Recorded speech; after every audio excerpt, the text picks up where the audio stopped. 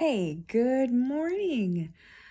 I am so excited to share some things with you that the Lord's been showing me. I was talking to my daughter, Parker, and I was saying that often when I'm mentoring young girls, I tell them to read the Bible is wonderful. Sit and read the Bible.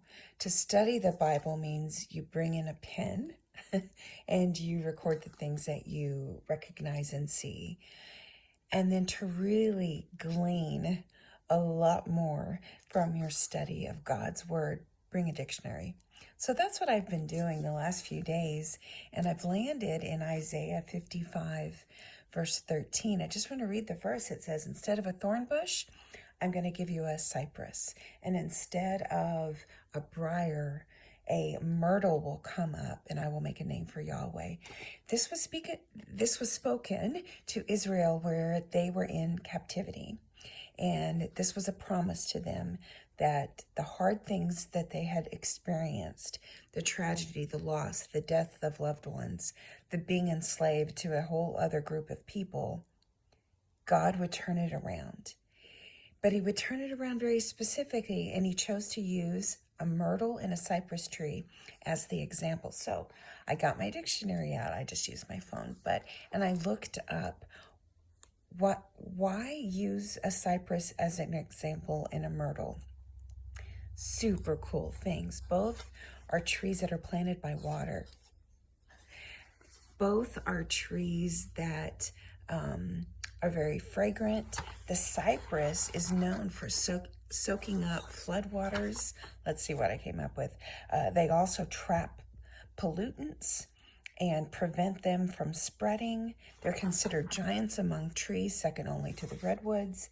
Now, a myrtle is evergreen. It's fragrant, planted by water, a symbol of recovery and establishment of God's promises. Both of these trees were used on purpose by God. And if you look through all the examples of trees in the Bible, he talks about his kids, will be planted by streams of water, will be like trees planted by streams of water. God is not a God of lack or he doesn't show up.